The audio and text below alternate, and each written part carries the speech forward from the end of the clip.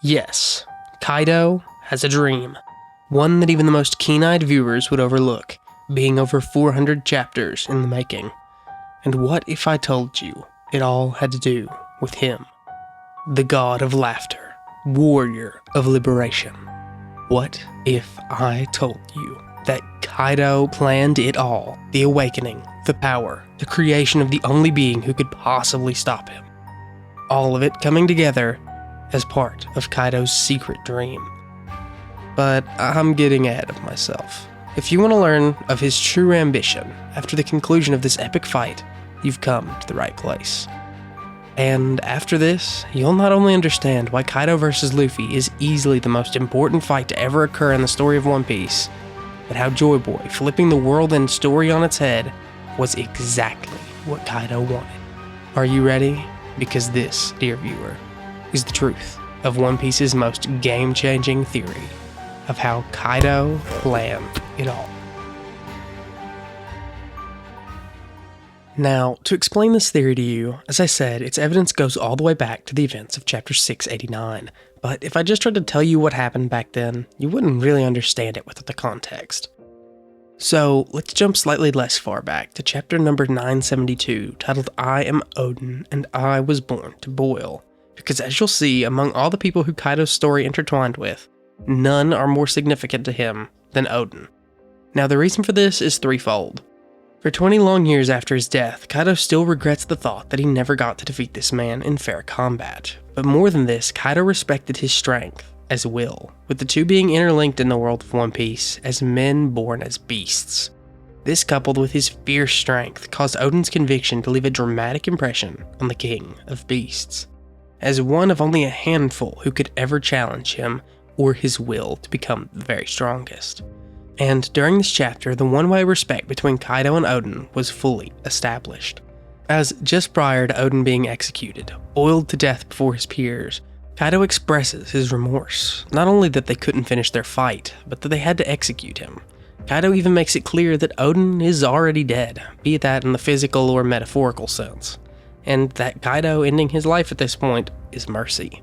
However, Odin's choice of last words and his following demise are 100% where Kaido's secret dream fully formed, with Odin mocking Kaido by saying, even in the face of death, "Build your strength while you can, for I am a story to accompany your drinks.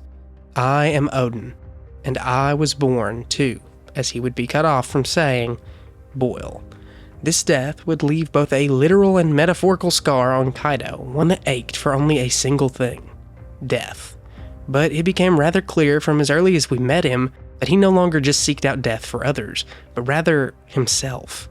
This is literally how we're introduced to him in chapter 795, as he attempted to end his life by leaping from a sky island. By growing his strength, just like Odin had tauntingly warned, Kaido had become too strong. The strongest in the world, in fact. And now, despite his original ambitions of becoming the king with the strongest crew alive, there was this constant aching reminder that he might never lose again. This caused Kaido to fall into a place of searching, trying to chase a ghost that had long passed. And in his search, he stumbled upon the third trait which he respected of Odin, his knowledge. All of which was locked away in Odin's logbook. The logbook of the Roger Pirates, a group who had seen it all. And the contents of this book is where Kaido's deepest desire changed completely. While he would still outwardly promote the idea that he and his crew would become the mightiest, from then on, he would almost exclusively act in the interest of his secret dream, which we would finally see the fruits of in the fabled chapter 689. As in this chapter, you and I learn about the destructive, new world-shaking material called SAD. A product produced by Caesar Clown, one of the 3 direct subordinates of Dr. Vegapunk at the Mads Research Lab. And Caesar in this chapter tells Luffy that if he takes him down, not only will Joker, aka Doflamingo, be after him, but one of the 4 Emperors of the Sea, Kaido. Now, for most people viewing One Piece on their first time, they'd likely remember that SAD is the core component in artificial Smile Devil Fruits, which Kaido wanted to bolster his crew's strength to the absolute limit. But what if I told you this was all a front? As Caesar Clown didn't even produce the Smile Fruits, the person who did would be Joker. Caesar only produced one thing, and that is the chemical known as SAD, composed of a jumble of genetic lineage traits from many beasts of the animal kingdom, which was used to fuel the smiles. Think of these lineage traits like devil fruit DNA to follow this example, because when you eat a devil fruit, it changes part of your genes to match those of the fruit's lineage trait, like some sort of magic symbiosis between body and fruit. However, when you eat smile fruits, the process of transmutation is shaky and more complex, with only 10% of them turning out to be something like a traditional devil fruit power, and most of them having no effect, at least on the surface. Now, it would make plenty of sense for Kaido to want to mass produce these fruits, and to even take the chances on a lower success rate for the sake of building a stronger crew. He literally employs Dofi and Caesar for this sole purpose. But what if there was a way to recreate 100% perfect copies of not just any fruit, but Kaido's own dangerously powerful dragon fruit? Yes, well, it took 20 long years of research. As we learn in chapter 1067, the fabled Dr. Vegapunk himself created something that the world had never seen. An artificial devil fruit, or should I say, the first artificial devil fruit. And not just any fruit, but one that Vegapunk confirmed was a true copy of Kaido's own lineage trait. The only reason this fruit wasn't turned over to the world government as a complete success. Yeah, it was the wrong color. That was enough for Vegapunk to pack his bags and leave the godlike fruit unattended on what other island than Punk Hazard, the workplace of one Caesar Clown. Knowing this, and the fact that both the production of Caesar's SAD and Caesar's work with Kaido only started around 1 year after this fruit was made, we now have the substantially more interesting question of not what is SAD, but why use SAD? Because, as I told you, among all the people who worked with Mads, Caesar was one of Vegapunk's direct subordinates, not only participating in the creation of the first artificial human, but going on to work very closely with Vegapunk for 20 straight years, under the world government's watchful eye. Very conveniently, right up until this pink dragon fruit was created. Couple this with Vegapunk's own devil fruit, the Brain fruit, giving him an infinite library of knowledge, which he specifically dreams of sharing with the whole world one day, and it just wouldn't make any sense that the knowledge of how to produce one of these true artificial devil fruits without SAD would be so firmly out of Caesar's reach. And even if it was, Kaido clearly had secret connections to both Vegapunk and the members of Mads through another special subordinate going by the name of Queen, someone else who worked directly under Vegapunk and likely even provided the lineage trait samples for the first artificial devil fruit. So why then create this whole new substance, this mess of lineage factors called SAD, that not only doesn't work, but would have been highly costly to discover and produce? Well, do you remember when I said that 90% of smile fruits are inert and don't do anything? Well, there is just one little thing that happens to those quote-unquote ineffective fruits. They laugh. They laugh and they laugh and they laugh and laugh. It becomes literally impossible for them to stop smiling. And the only change to their lineage factor is that single quality, laughing. But why? It makes no sense. Vegapunk deemed his artificial fruit a failure for being the wrong color. But dragons have vibrant colors in One Piece at least, whereas animals aren't exactly known for laughing, so where does it come from? Zoan fruits are universally regarded as the fruits with the most will, and animals still don't laugh, so what is the source of all this laughter? Yeah, you know where I'm going with this, right? Yes, all the way back to Odin's logbook, which had all the answers in the world. Kaido knew about the 4 red poneglyphs leading to Laugh Tale. Kaido knew about the secrets of the Will of D, and Kaido knew he was the strongest person left alive in the new era. No one could stand in his way. Not a single other person short of red-haired Shanks knew half as much as he. But there was one more thing that Kaido knew. That Odin knew. A man who would arrive after an 800-year slumber, who was now only 20 years away. Someone who could shake up the world, and perhaps the only one who could challenge Kaido's might and his rightful place at the throne.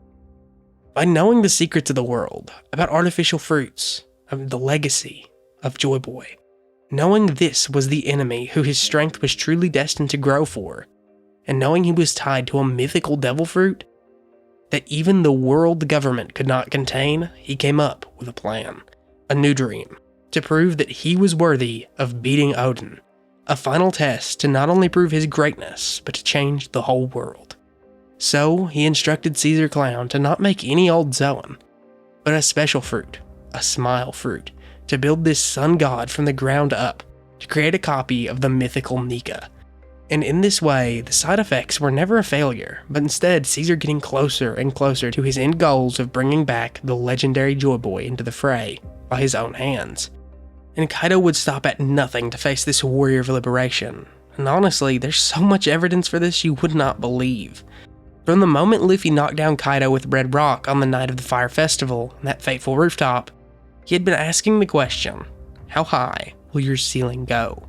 Not because Luffy or any of the supernovas could pose any kind of threat to him, but because for a brief moment, a glimpse, he began to see the Joyboy in Luffy. And was actively disappointed at the first time Luffy lost, saying, "It seems like you couldn't be Joyboy either." And when Kaido was deprived of his rematch with a stronger Luffy by CP0, he shows a genuine anguish at the thought that someone who could keep up with him, keep getting up, with a will like this, was wasted. And with the most clear-cut evidence, of course, being when Luffy awakens his mythical sun god Nika powers, activating Gear 5, Kaido asks, "Who are you?" and immediately recognizes Luffy's power as a Zoan-type awakening. But like I told you at the very start of this video, this is the most unique and significant fight to ever occur in the story for one reason. Unlike every other villain who had their dreams and ambitions crushed under Luffy's heel, Kaido did not. As Kaido's secret dream was never to beat Joyboy. No, the reason Kaido wanted to replicate this fruit, the reason Kaido continued to fight Luffy without giving it his all, and the reason Kaido wished to face off against the God of the Sun, is because he knows, deep down, that Joyboy is the only one who can defeat him. As of all the secrets we don't know about Kaido's thoughts and life, one is made very clear, and it's something he confided in King, his closest subordinate from long ago. It's that Joyboy is the only one who could beat him. And during his defeat at the hand of Bajirang Gun, he recalls that he has found him. He found Joyboy in Luffy, the man who could beat the King of Beasts and survival of the fittest. And this lines up with everything we know about the One Piece world, be it Kaido's child, Yamato, being his exact opposite, someone who wishes to fight by Wano's side, Joyboy's side, and live like Odin. Kaido, as the exact mirror opposite, wants to destroy Wano, fight Nika, and die like Odin. Or even just more simply, the sun god Nika makes everyone happy and fulfills their dreams by putting smiles on their faces. While Kaido certainly would have liked to beat Joyboy, he made this very clear by assembling the strongest crew in history with Big Mom's subordinates and his own, which if Nika had not manifested to stop, Kaido would have certainly used to conquer the seas after proving his worth as the strongest. But deep down he knew he wasn't deserving of that title, be it him laughing at the idea of being called Joyboy by King, the kanji in Kaido's Japanese name literally translating to Joyboy or Strong Kid to represent Kaido's desire to be like him, or even that line I mentioned earlier about Kaido saying, "Luffy isn't Joyboy either." And the full picture becomes very, very clear. Kaido's secret dream, his true dream, was to face off against the strongest person there is, to either lose at his hands with a noble death, or to win and become the king. And had Luffy never arrived to destroy the Smile Factories right on time, or arrived at the Fire Festival for one final face-off, it's more than likely that Kaido would have never attempted to leave Wano, waiting patiently until the day that either fate or Caesar brought him, fate himself, right to Kaido's doorstep. This was a massive video to make though, so if you liked it, a subscription would be much appreciated. And I won't make this outro any longer than it has to be. Check out our theory about Luffy's Devil Fruit linked in the card or description, and that's all for today. Thanks, everyone.